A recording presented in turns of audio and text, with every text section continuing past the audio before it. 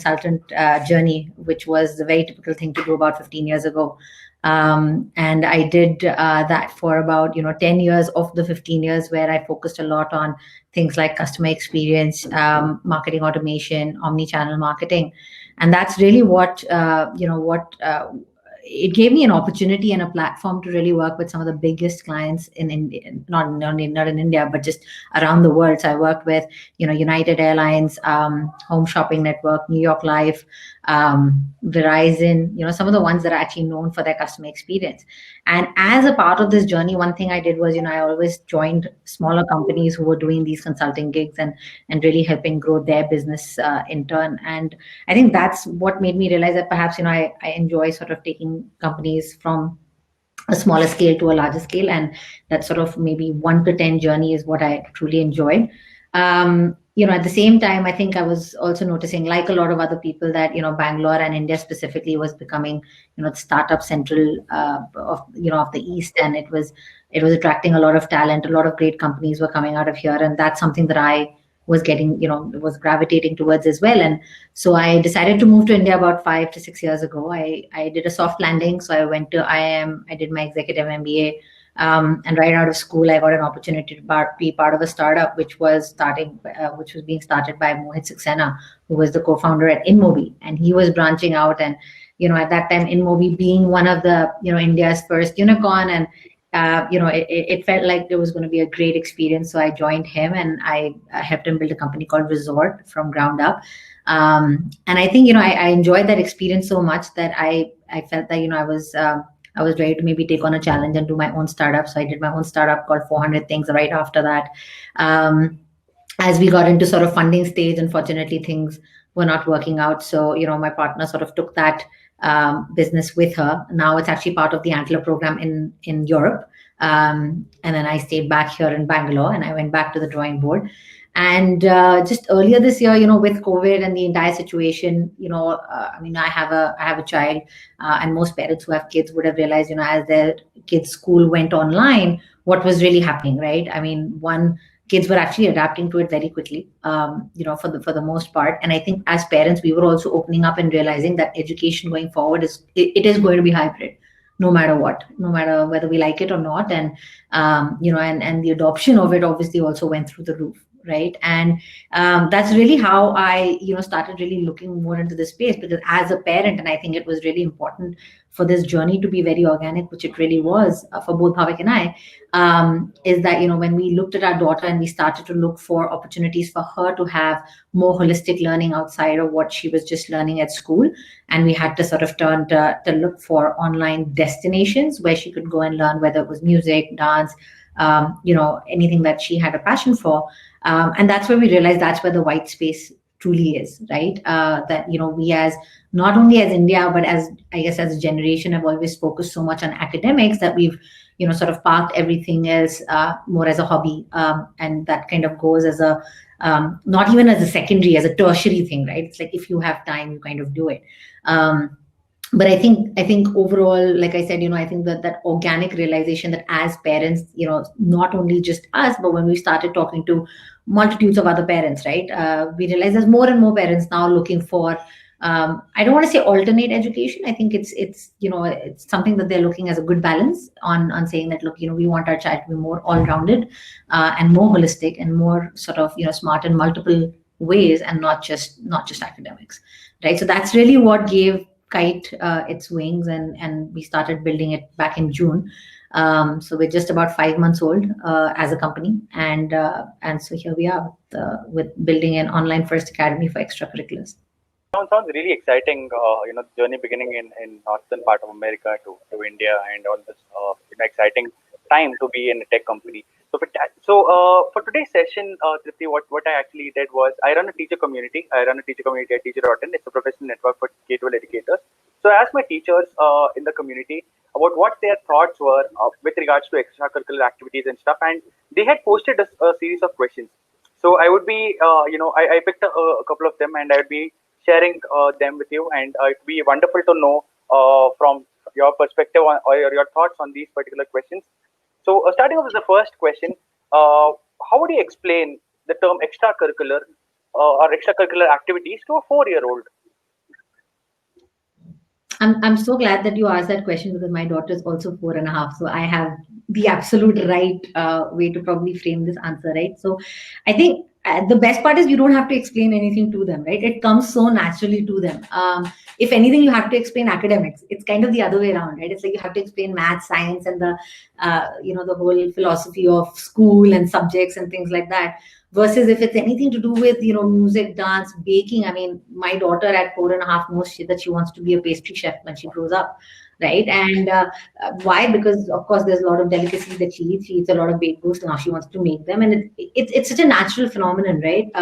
We listen to music. The natural thing a kid tends to do is move, right? And so dance becomes like a second natural thing. Or if they like to sing, they start humming. So it's actually way more natural when it comes to extracurriculars. I mean, we'll get to the fact of how I think about extracurriculars just generally, but anything under this umbrella, it actually comes more naturally to the younger kids than anything else, right? Especially academics. That's great. That's great. So what do you think was the ideal or the best possible way for a person to discover extracurricular interests?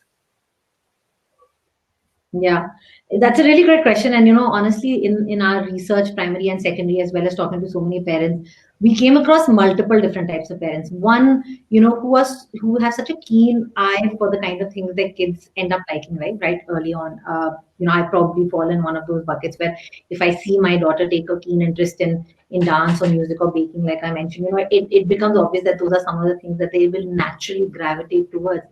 I think for some parents it's very difficult. Not only because either they may not have time or they don't, they're not able to observe those nitty-gritty things, but also because sometimes it's the kid's personality, right? Like all children are different. Some are shy, some are outgoing, some are, very sort of out there. So I think basis the combination of the two, it can be a challenging situation to be in, right? Not really able to identify what your kid really likes, and that was the largest question that came out of this all. That how do I know what my child will enjoy, right?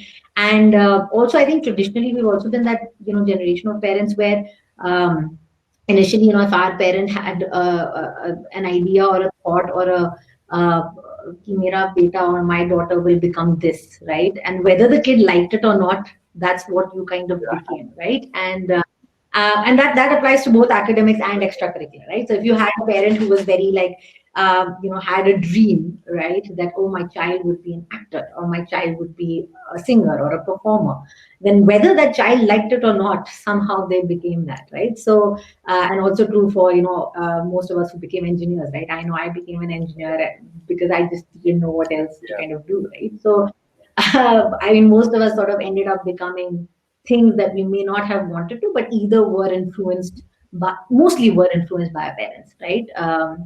And so I think there's a couple of ways to really address this. One is, like I said, having sort of being on a little bit of a lookout and finding these little tidbits on what your child could be interested in. As a matter of fact, to facilitate this, because we heard this from so many parents, we created like our own version of the Harvard Gartner test, which alludes to the fact that every person has multiple intelligences, right? And there are 8 such intelligences, and you always have few that are on rank higher and few that rank lower, right, depending on your personality. And those are good indications to tell you what you might have a larger interest in or what you can nurture, right? So for example, if a child is more interested in outdoors and in nature, and you tell him to sort of stay inside and just maybe do math all day, for example, that kid will not enjoy it, right? Maybe, but if you give naturalistic going learning about animals or geography or photography, then they might naturally gravitate towards, or even just give them gardening, for example, right? Then they might naturally gravitate towards things like that. So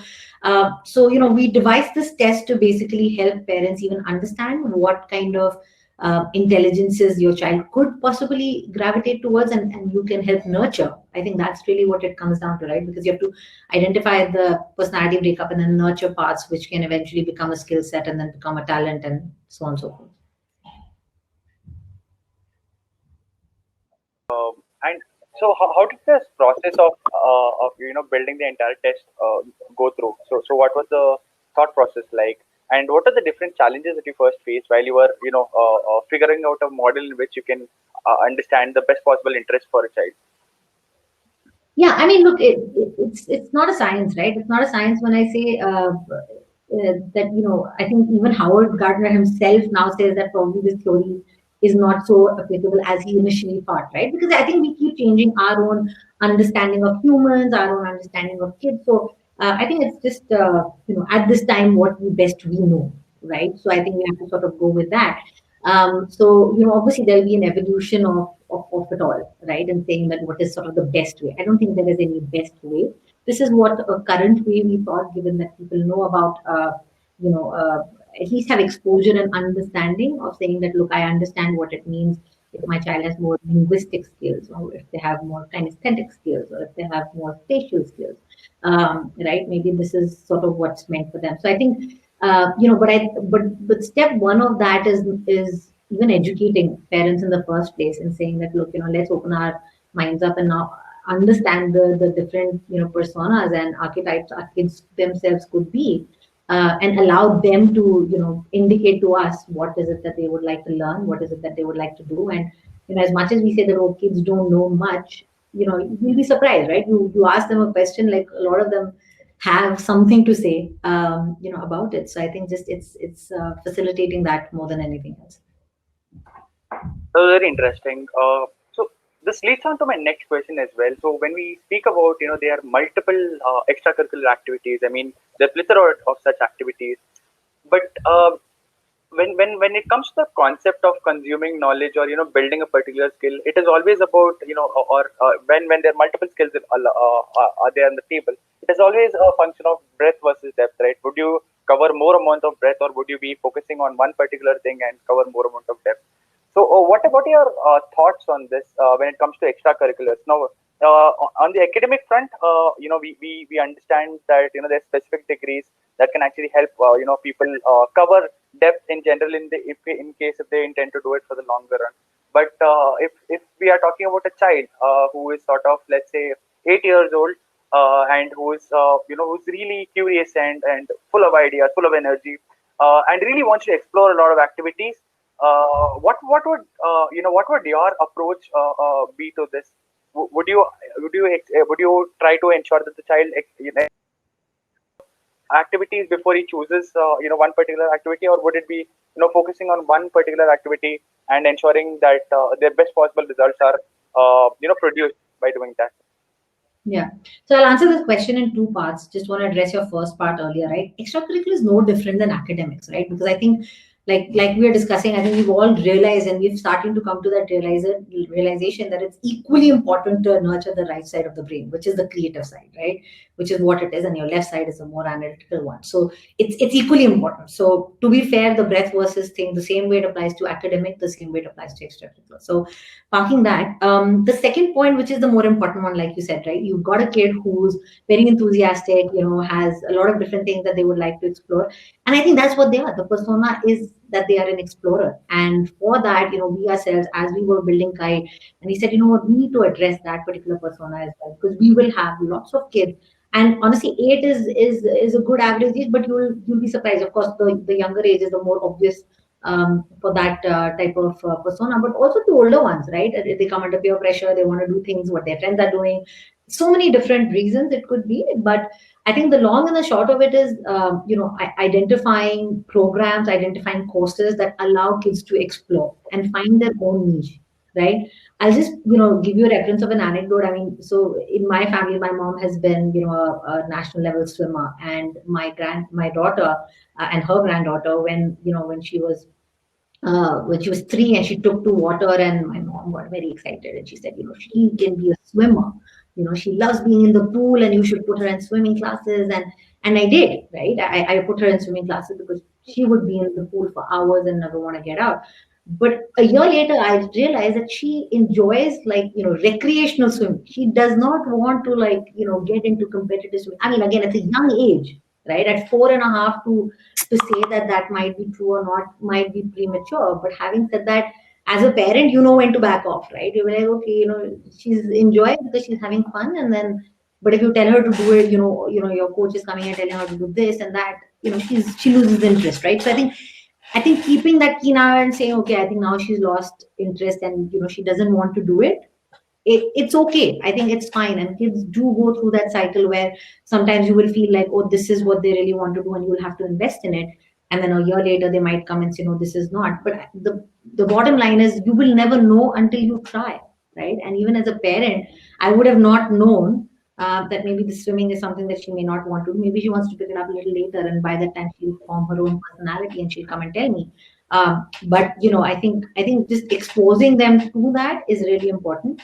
I'll also just talk about the part that you mentioned right up at the at the beginning, which is that there's so many of extracurricular, activities, as we call them, right? Like, there are actually about 300 plus. Right, as we start even breaking down, and even within art, if we wanted to pick, and and so on and so forth. So and sports itself is, there's so much that that a child can do. But having said that, I think, again, like, it all comes down to saying that, look, you obviously can't put a child everywhere, right? You can't say, oh, there must be a great tennis player also, and oh, by the way, they can be a a great singer as well, and oh, I think she can dance well as well. Your child will never be able to fulfill the prophecy on all those angles, right? So they clearly have to, even if it is that they are extremely multi-talented, at the end of the day, they will also, for their benefit, have to focus on one or two things to be able to develop that into a real skill set, right? Which is the depth part that you spoke about. So I think it's a journey, right? But I think, the first point, and what Kite wants to really do is start bringing out that notion that, look, what, let's not treat extracurriculars as extra. They're really not. They're as important to a child's holistic development as everything else. And I mean, the same way that we do with academics, we push them towards multiple things in the breadth of it, and then they say, oh yeah, I like math, or I like social sciences, or I like physics, and then you sort of go deeper. I mean, the same thing can be applied here, right? And so now the extension of what your child is learning, and the breadth of what your child is learning, is truly holistic. Like, it's going across the board, and then you let them choose, right? Is it that you want to go deeper in math and science and go down the engineering path that your parents did, or do you want to go down, let's say, music and dance and become a performer? Now, from personal experience as well, I strongly feel that every founder has a very strong inclination towards the problem, and they themselves have come across it. Like, I would really like to know, as while you were growing up, what were the different extracurriculars that you were involved in, and how did they shape you as a person? Which would lead to my next question. But before that, let's it would be great if we would answer this. Yeah. So growing up, I used to do singing. I used to do dance. I was in volleyball. I was a volleyball captain. I used to play table tennis. I used to play badminton professionally as well. But what was interesting is, I grew up in, when I was very young, I was in India, and then when I was a teenager, I moved to Canada. And when I moved there was actually stark difference in how we perceived some of these things that I just spoke about here versus over there. Because even though I technically was a volleyball captain here, I didn't even make the team in Canada, right?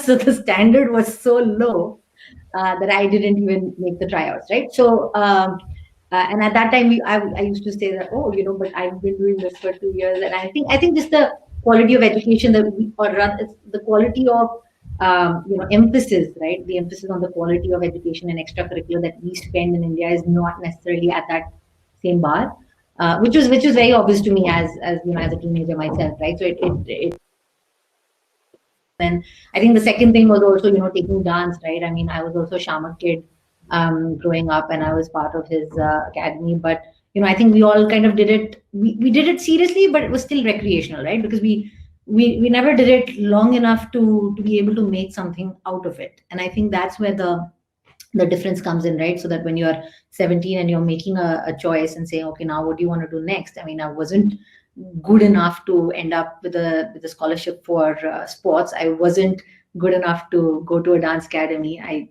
was just about really good at math and science, and hence I ended up becoming an engineer. Interesting. So, as you mentioned that there were different sets of activities that you pursued at different ages during your lifetime. So, how do you differentiate extracurricular activities by age? And for example, let's say when how would different extracurriculars vary for different age groups? What would be the extracurriculars age for pre-primary kids and primary, secondary, middle school, and the upper grades. How would you define this? Because this was a question from one of the teachers who teaches in the PG and UG segments, and for them, it's very difficult as well. So it'd be great to know your insights. Yeah. No, that's a really good question, right? Because at the end of the day, like a 5-year-old has a completely different attention span and learning ability than a 15-year-old, right? So even if you're teaching them the same thing, now let's take what we do at Kite, right? Even if you're teaching vocals, like we're teaching Hindustani classical vocals, trying to teach the concept of swar or raga or tal to a 5-year-old has to be a lot more animated. It has to be a lot more fun. It has to be broken down, right? And their interest has to be gauged in a completely different manner than a 15-year-old because their learning capacities are very different. So having said that, I think we ourselves have put a lot of thought and research into saying that, look, we need to identify different learning age groups because they learn very differently, and it's very important to have that reflected in the curriculum that we design, right? Which means that the curriculum and the content that we design and devise for a 5-year-old is very different than the content and curriculum that we devise for a 15-year-old, right? While they might be learning the exact same thing, right? They're both learning Hindustani, introduction to Hindustani vocals. Having said that, though, I think there are certain ones that are not necessarily applicable to the younger ones, right? Like while it's good to expose them to that area, but I think just generally the grasp of certain things is better as at an older age, right? For example, we run a lot of workshops on animation. I mean, trying to teach animation to a 5-year-old is probably not the right thing to do in the first place, right? And so we do that only for 9 years above, right? So I think just putting that little bit of pedagogy lens and saying that, look, I think there are certain things that kids who are younger will learn better, given that it is presented to them in what they would love to see, right? So I think those teaching aids to be done in the right way are extremely important, which we take care of as part of our content. So, we live in a country where academic success is given the highest priority in comparison to anything else, and precisely why a lot of edtech companies are banking on the inefficiency of traditional schools and sort of working over creating amazing products, after school products for them. So and they've been oddly successful in our country in comparison to anything else. So as somebody who's not on the traditional academics, but you're rather saying that this is more important, and I'd seen it firsthand as well.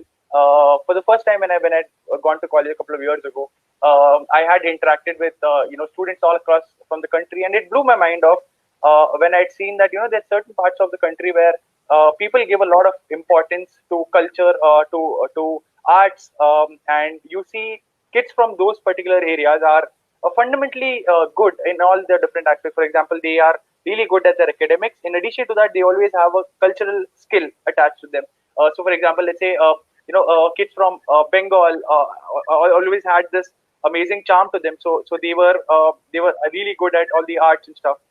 In comparison to kids from let's say AP and Telangana, where there's too much focus on academic success, and you see a lot of these schools and colleges like Narana and Chaitanya, which have popped up all across the country, where there's tremendous focus on only academics. The IIT boom was there then, so a lot of parents had started pushing their kids into these schools, and it sort of killed, I'd say, their personality beyond academics.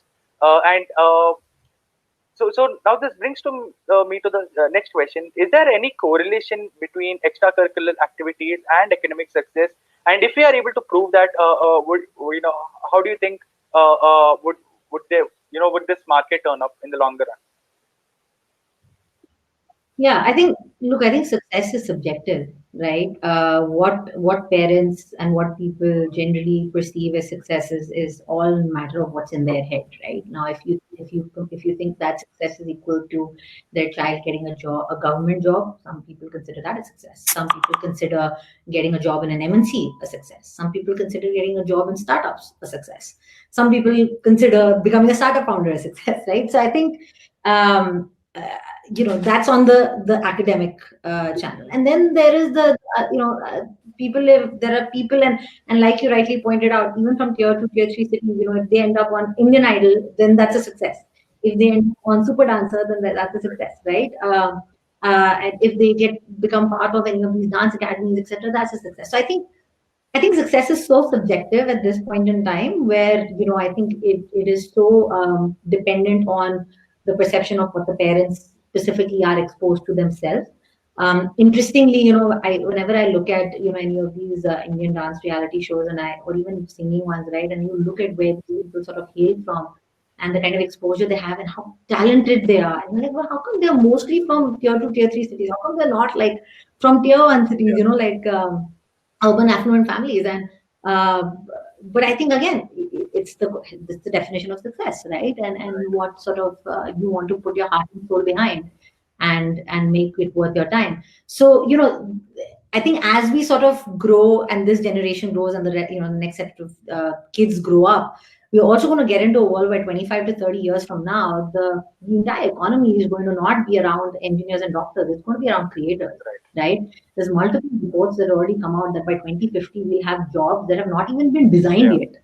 We don't even have job title, like we don't even know what those roles look like, right? So you're going to have a completely different set, like our kids going in a completely different set of what the world will really look like. And I think the idea of just making sure that they are prepared is the best that we can do, right? And I think and with what we know today, and what we know today is that, hey, what, as far as they can holistically make up their minds on what is right, what is wrong, and of course they are given the right guidance and direction to make that decision. I think they'll end up fine. So I think the way even we are devising learning right now is going to be very different than what 2025 is going to look like, or 2050 is going to look like, right? So the kids going forward very differently, and what they will learn will even be more different than what we can imagine right now. Indeed, indeed, that's absolutely true. So, but this also leads to my next question, where there's a lot of short sighting, and benefits of extracurricular activities are neglected because of one, lack of awareness as well amongst the parent community, and number two is also that, like you rightly mentioned, the definition of success is vastly different in all the different parent communities all across India. But traditionally, when you speak it from a very conservative approach, we'd see that majority of the parents in India would want their kids to do what the society wants them to do, right? I mean, there's very little individuality attached or associated in that direction. So, how do you think one can attack this particular problem, and why are we short-sighting and neglecting the benefits of extracurricular activities? I think that also has a lot to do with the demographic split, right? And specifically, since your question is more about India, on how urban India thinks and how rural India thinks, right? And but like I just gave the example before, that you also have people in rural India who will say, no, my child is really good at this, and this is where they must. I mean, the long and short of it is really like, are we are we creating ourselves a world where we're not necessarily encouraging our kids to do above and beyond academics? Possibly. I think that's why this change is really needed. And there is and that's why even at Kite, we do things that we by design. One is that we call ourselves a destination. We're not a platform, we're a destination. And the second thing is, we don't talk about it extracurricular activities, we call it as extracurricular learning, because activities by definition is short term, right? It means that you came and did something for a small period of time, and that's it, right? Versus learning identifies with something that you learn over years. Now, even if it's music, you learn over years. Nobody becomes a musician overnight, or in 6 months, even for that matter. You do practice, you do riyaz for years and years and years and years. You don't become a dancer overnight. You have to do this over years, and that learning is continual. Not only as, I mean, we know that for a fact as adults as well, but even for kids, right? I mean, if your kid is good at dance, it's not like they'll do a 6 month program and all of a sudden they'll become a dancer. They have to practice every day, right? And so the dedication required for it, I think, is needs to come once identify that the skill set is there. But overall, just even identifying that the space needs to become equally important as academics, as we talk about, and that learning, it needs to be seen as a learning. Saying that yes, if you want your child to be good at, something that they're already showing an inclination towards, right? If I actually want my child to be a pastry chef when she grows up or when she becomes 10, according to her, she's got to start learning, right? So she's got to know the basics, the fundamentals. Sure, I can copy recipes off of YouTube, but then, I will stunt her growth in terms of what she really knows, right? Because that's stunted to what I know. And getting her the right teacher who will teach her how to bake, the fundamentals of cooking, etc., become really important, right? So I think, as we sort of start to conform into that society, I think we'll see a lot of changes. Right. Interesting. So, as a company, what is the end objective of Kite Academy? What are the different metrics you chase, and what is this one specific North Star metric for you as a company? I mean, three questions.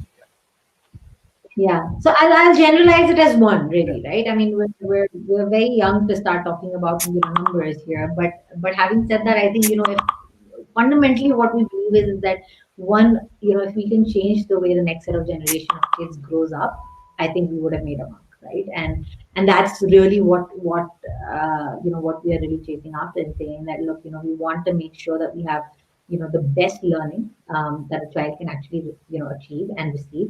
And I think being online gives us that opportunity, because I think initially we were all sort of, constrained by geographical constraints, right? Like, you would go to your neighborhood dance teacher or music teacher because 2 to 3 kilometers was your traveling radius, right? And saying that, look, whatever teacher is here is, or whatever academy is here, this is what I would do.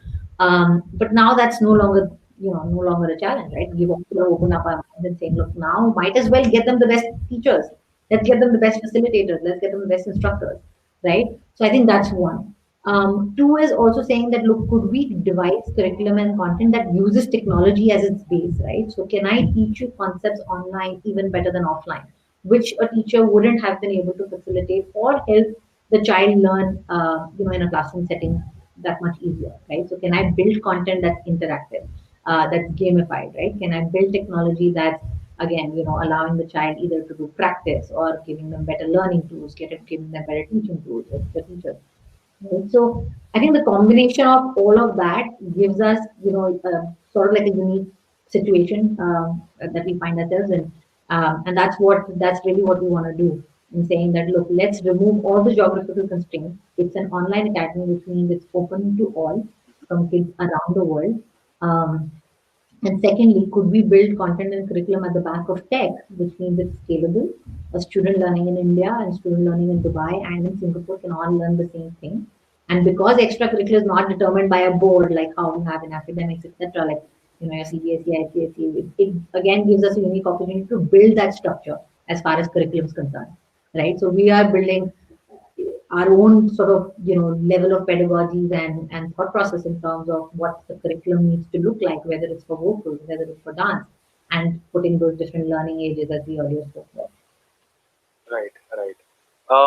So because you mentioned that it's a global online first global academy, and given the boom that online education has had over the last couple of months, post COVID, how do you think this particular part of the industry would shape up?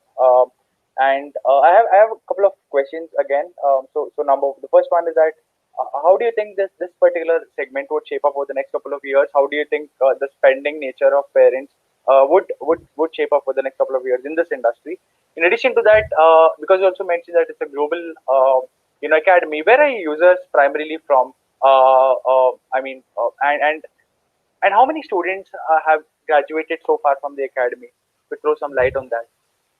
Yeah. So maybe I'll go backwards. So our programs are about 12 weeks long. So Okay. kids haven't graduated yet; they're still part of the cohort. So, Okay. and we do have students right now from India, Dubai, and Singapore. Okay. We've had a couple of students even attend from about, I want to say, 5 countries for all types of workshops that we post. Mhm. So that's sort of the kind of scale that we are looking for. I think how this will shape up, I guess is anyone's guess. We are a young company, but if we are able to meet the kind of mission that we want to meet, right? Which is saying that, look, let's build an extracurricular learning academy for students around the world, where kids can interact with each other, they can learn alongside each other. I think we would have done justice to this. So if we can start something here, that would be fantastic. It's interesting. What is the most interesting, challenge that you have come across while building Kite?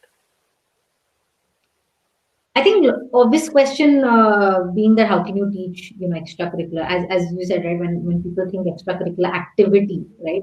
How can you teach an extracurricular activity online? Although interestingly, I think last 6 months I need data to go by, I take dance as a good example. Anywhere between 5 to 55-year-old has been able to learn dance online. Oh, wow. Uh, and I mean, Shamak himself is doing it, right? So this is no secret. But there have been workshops conducted for every age group, and they've all kind of learned it online. So whatever we would have thought was never possible pre-COVID is all becoming possible now, right? So I think that's like obviously the first challenge and the question is that how can kids learn this online. I think the second one is generally about screen time, which is I think relevant to probably all things, right? Or whether it's school, academics, non-academics, it really doesn't matter, but just in terms of this additional screen time that you're putting your kids in front, and how do you make it most effective. So we're doing a lot of education around that. So we spend the way our curriculum is also designed is that there's live facilitation classes, and there's content that they can use to revise, and then anytime it's extracurricular learning, the revision is saying, okay, let's see something, but then do it yourself, right? So it's not just it's see and do, right? And this is the biggest difference in putting a child in front of YouTube versus like saying that, hey, let's put you in front of a teacher, because you've got to do it. Right. So, learning courses that you currently have. So, I'm assuming, because you mentioned Shamak, you're ensuring that the best teachers out there are teaching these particular activities to ensure quality. So, how are you working on the hiring process of these particular teachers? Yeah. So because everything that we offer in terms of our learning is craft based, so it's really important that we get people who have that craft and they've been learning that craft for a while. And I think a second important filter is that they've sort of taught kids, right? Because as sort of we all know as well that teaching adults is very different than teaching kids, right? So you have to have a completely different level of patience with children, which is extremely, especially when they're on the other side of the of a laptop or a computer. So I think so the way we sort of do it is we've partnered with people who've kind of been known in their craft for years, and they've been doing this specifically teaching kids for a lot of years as well, right? So if it's dance, we've partnered with Ruel Barandani. He's a very well-known hip hop choreographer in India. For chess, we've partnered with Vidit Gujarati, who's number 2 right after Vishwanath Anand. So we work with them because obviously not only do they bring that skill and that craft to the table, but also because like Ruel, for example, has trained most of the kids who won Super Dancer, as Oh, an wow. example. So he's basically he's hailed as God for all the kids who want to be at that level. And of course, Vidit himself started learning chess when he was 7, right? So he truly understands what it means like to learn at a younger age. So bringing again that level of thinking and saying that, look, we're going to devise this. It's really interesting, exciting for kids around the world to learn this. And now it's kind of like a dual-edged sword, right? Not only do kids get access to teachers they would have never gotten before, but now the teachers can also reach students around the world, right? So if Ruel only had a dance school in Bombay before, and that's where all his students came, now with having his dance academy on Kite, he can reach out to students around the world. Right? He already has students from like Dubai and Singapore. Indeed, indeed. That's fantastic. Because you actually mentioned chess, I am reminded of a great experiment conducted by this person called Laszlo Polgar in the 70s, where he had basically, like, he had gone through a lot of like, he was an educationist himself, and he had read autobiographies of really successful people in their field, and his ideology was that genius is not born, but genius is built over time. It is made. And in order to do that, his particular approach was that building good habits with deliberate practice would actually make someone genius. Now, the interesting aspect of the story is that Polgar had run this grand experiment on his kids. He had 3 children. They called the Polgar sisters. He started teaching those children chess when they were 4 years old, and by the time the first child became a the country's number 1 chess woman. They were actually from Hungary. and she became at 11. And the third child was Judith Palgor, who was the most successful lot of all of them. And you know, most of them had the same thing. So the idea was that they only focused on teaching their children chess, and only chess, right from the beginning, and nothing else. That was their entire approach. What are your thoughts on that?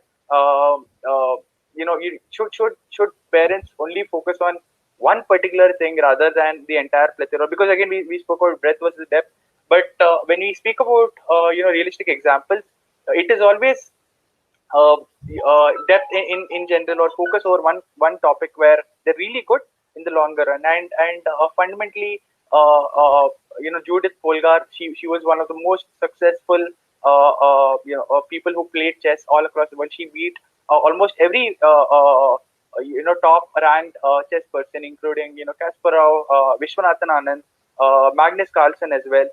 And then she retired in 2004 or 5, if I'm not wrong. But yes, I mean, it's an incredible story of how habits over time and deliberate practice would actually ensure that somebody or a child actually becomes better. And we often have this debate, right? Whether it's nurture or nature. And Yeah. yeah, so what are your thoughts? I'd really like to know you, because know your thoughts about this particular topic, and it would be great because you are in this exact space and you have seen it firsthand. So it'd be amazing to know. Yeah, that's a great question, right? I mean, I think this is going to be an ongoing battle of nature versus nurture, right? So, again, I do believe it's subjective. There's no science to it, right? Where uh, I think the more you nurture, the more you create a nature. Could be one way of looking at it. If we'd not taught them chess, they would have never become number one players. But what I do agree to is that practice does make better, right? And I think that's a really important takeaway, saying that anyways, if you want to do really well at something, you need to keep practicing, right? And over years, I mean, that's sort of how you get to where you want to get. And I think your goal, and I guess everybody's goals is also different, right? Like what do they mean by being a great chess player? Is it okay, I just need to be 1200 fight rating? Is it I want to become an international master? Is it number one in the country, I want to become a grandmaster? I mean, there's so, again, right, so many different um angles that we can put on this, that there's really no end to it. And it also reminds me of the Dangal story, right? Like Yeah, the fathers are teaching the kids, right? And becoming wrestlers. And look, I think this is a subjective question and a subjective answer, to be fair. I think the battle will always go on, whether it's nature versus nurture. I think the most important thing to take away probably is that um, we should allow our kids the space to breathe and grow. That's the most important thing. If we allow them to do that, part of nature does take over, and they build their own personalities, and they will give you indications themselves and what they really like, what they don't like. Alternatively, you start sort of putting this fodder right up, and way earlier, and you just say that this is what you're going to do, then that's what they want to do, right? And so I think that it comes down to sort of parenting techniques, and probably not my place to say, but that's really what it really is at the end of the day. right, right. That's pretty interesting that you had mentioned that. Leads on to my next question. Like, how many number of hours in a day do your courses are for children, and what is the timeline like? How much time do they actually spend? And also, leading to my second question, would there be any approach in the longer run to also inculcate or imbibe these particular skills? Would there be any approach where you can teach general subjects like math and science involving activities, where would that be a possible approach in the longer run from your company's perspective, or are you going to be only focused on extra learning extracurricular you know skills? Yeah, never say never, right? I mean, let's not talk about what probably 2 years could look like just yet. But I think what we are on the path today is saying that, the kind of courses that we have, and our course list is going. So today we have yoga, vocals, dance, reading, and the next thing that we are coming up with chess soon. And every format of these courses is done in such a way where basis age of the student. So if it's the 5 to 8, the classes are no longer than 30 to 40 minutes. because again, the attention time of the child themselves, their capacity and ability to absorb what it is that you're teaching them. So it's a 30 to a 40, 45-minute class at a max. And and how often do they run? They're only once or twice a week, right? So it's also devised in such a manner that there is ample gap. But having said that, they're not necessarily forgetting what they were taught. So depending on what they are now, for example, yoga, we all know understand that it's a way of life, right? Even for adults and even for kids, right? It brings that sense of stability, concentration, and really helps. Again, with nature versus nurture, it nurtures their character a little bit, right? It makes them slightly more calm. It helps them to balance themselves, and so the way we do those courses is about 30-minute class twice a week, right? For 5 to 8 as well as 9 to 12 for that matter.